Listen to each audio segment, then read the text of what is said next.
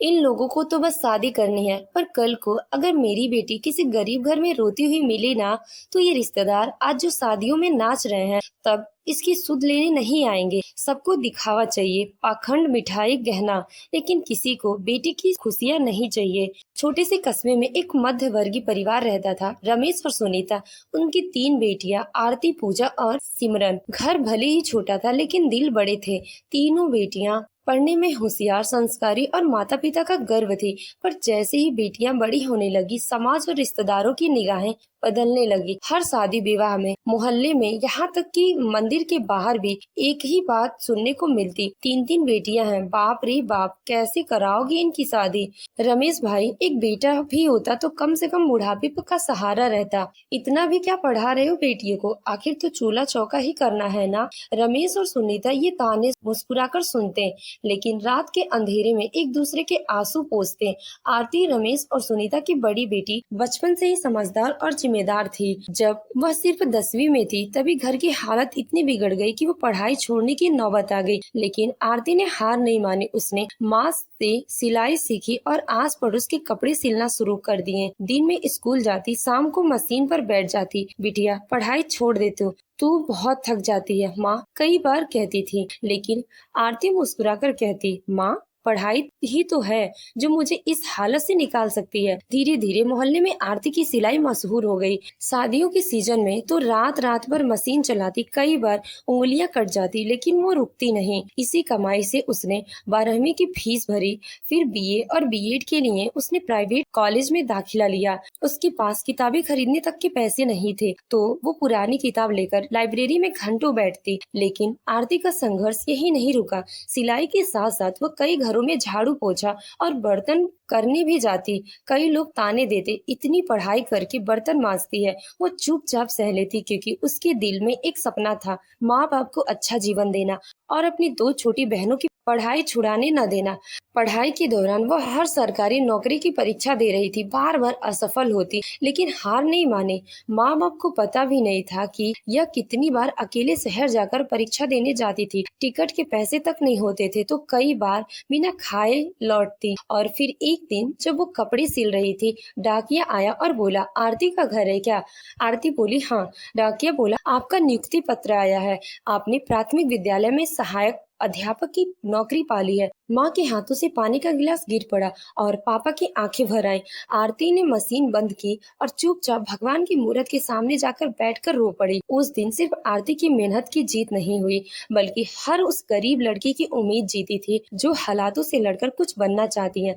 अब आरती स्कूल जाती, बच्चों को पढ़ाती, लेकिन उसकी मशीन अब भी घर के कोने में रखी है, उस संघर्ष की निशानी बनकर, जिसने एक गरीब की बेटी को सरकारी अध्यापिका बना दिया। आरती खुद सरकारी नौकरी करने लगी, लेकिन वह ये चाहती थी कि अपनी बहनों को भी उसे लायक बना दूं। जिस हिसाब से मैं लायक बन गई, वह अपनी बहनों को बहुत मदद करती। वह चाहती कि माँ बाप को आराम दे, लेकिन उसकी शादी की बात आई तो लड़के वालों ने कहा, घर नहीं है, गहने नहीं है, दहेज तो कुछ सोच के लाए हो। एक रिश्ता आया जो अच्छा था, लेकिन आरती के माँ बाप के पास 5 लाख रुपए की मांग पूरी करने का साधन नहीं था। रिश्ता टूट गया। पूजा ने नर्सिंग की पढ़ाई की, दिन रात अस्पताल में मेहनत की, ताकि घर में कुछ पैसे आए। पूजा भी अपने घर की गरीबी देखकर मन ही मन सोचती कि अब मैं क्या करूं कि मेरे घर का सब कुछ ठीक हो जाए, लेकिन वह अपनी तरह से हर संभव प्रयास करती, मेरे पिता को कोई टेंशन ना हो। सिमरन सबसे छोटी थी और सबसे ज्यादा भावुक। जब भी माँ बाप को ताने सुनते देखती, उसका दिल फट जाता। उसने खुद कहा, पापा मेरी शादी का चिंता मत करिए, मैं आप दोनों के साथ रहूंगी हमेशा। रमेश को हर बार लगता, काश एक बेटा होता तो शायद ये बोझ हल्का होता। सुनीता हर करवा चौथ पर भगवान से प्रार्थना करती और कहती, हे ठाकुर जी, मेरी तीनों बेटियां अच्छे घर चली जाएं, बस एक बार ये बोझ हल्का कर दो। ये शब्द उस माँ के हैं जो हर रात ईश्वर से यही प्रार्थना करती। उसकी आंखों में चिंता है, माथे पर सिलवटे और दिन में एक अजीब सी बेचैनी। 3-3 जवान बेटियां घर में बैठी हैं। कोई रिश्ता आता तो रिश्तेदारों की आंखें पहले लड़कों की नहीं, उनके बैंक बैलेंस की जांच करती।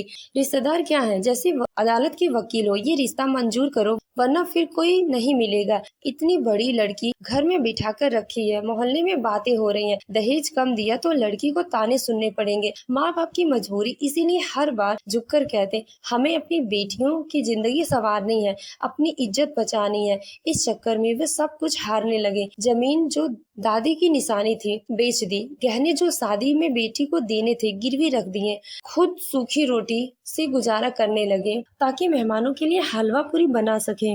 जब किसी रिश्तेदार ने सुझाव दिया कि अनमुख लड़का तो सरकारी नौकरी में है, माँ ने चुपचाप पूछा क्या वो हमारी बेटी को इंसान समझेगा या बोझ। लेकिन जवाब में हंसी आई। अब इतने सवाल करोगे तो कौन देगा अपनी बहू बनाने। माँ की आंखों में आंसू थे। एक दिन वो फूट पड़ी, इन लोगों को तो बस शादी करनी है, पर कल को अगर मेरी बेटी किसी गरीब घर में रोती हुई मिलेगी ना, तो ये रिश्तेदार जो आज शादियों में नाच रहे हैं, तब उसकी सुध लेने कोई नहीं आएगा। सबको दिखावा चाहिए, पंडाल, मिठाई, गहना, लेकिन किसी को मेरी बेटी की खुशियाँ नहीं चाहिए। बेटियों को देखकर उसकी जान सिसकती। एक बेटी आंखों में सपना लिए बैठी थी कि उसका पति उसे पढ़ने देगा, दूसरी चाहती थी कि उसका ससुराल भी उसके मायके जैसा हो, स्नेह भरा। तीसरी तो अब शादी का नाम सुनकर ही सहम जाती थी। माँ अक्सर ठाकुर जी से कहती तू गवाह रहना, मैंने अपनी बेटियों के लिए अपना सब कुछ दे दिया है, अगर अब भी उनकी आंखें रोई तो तू पोछेगा, इनके आंसू पोछने कौन आएगा। रिश्तेदार हर बात में टांग अड़ाते, ये रिश्ता मंजूर करो वरना फिर कोई नहीं मिलेगा।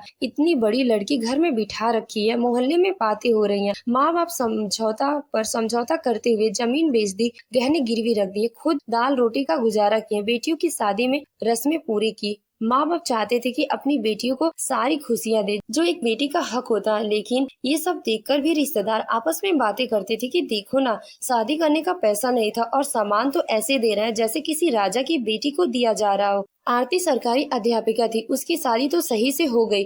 पूजा की शादी बिना दहेज की हुई, बहुत ही मुश्किल से। शादी तो हो गई लेकिन खुशी नहीं आई। पूजा की ससुराल में तानों का सिलसिला शुरू हो गया।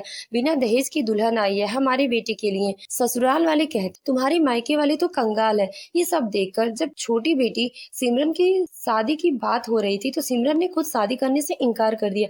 वो अपने माँ बाप का सहारा बन गई, लेकिन हर रात तकिए से मुंह छुपाकर रोती। 3 बेटियां होना अभिशाप नहीं होता, लेकिन समाज इसे ऐसे बना देता है कि माँ बाप का सपना बस इतना होता है कि उनकी बेटियां इज्जत से जिए, अच्छे घर जाएं। लेकिन रिश्तेदारों के ताने, समाज का लालच और दहेज जैसी कुप्रथा इस सपने को एक दर्दनाक बोझ बना देती हैं। मैं इस कहानी के माध्यम से बताना चाहती हूँ, रिश्तेदार अच्छा होता तभी बुरा मानते हैं, ऊपर से दिखावा करते हैं कि हम आपके साथ हैं। कल को अगर बेटियों की शादी गलत घर में हो जाए तो बेटियों को क्या कुछ करना पड़ेगा, तब कोई रिश्तेदार उनकी मदद करने के लिए या सलाह देने के लिए नहीं आएगा। तो दोस्तों आप बताइए, क्या कल को अगर किसी लड़की की शादी गलत घर में हो जाए तो रिश्तेदार काम आएंगे या नहीं। तो दोस्तों आपको हमारी कहानी कैसी लगी, कमेंट बॉक्स में अपनी राय जरूर दें। कहानी अच्छी लगी हो तो वीडियो को लाइक करें और हमारे चैनल को सब्सक्राइब करना ना भूलें।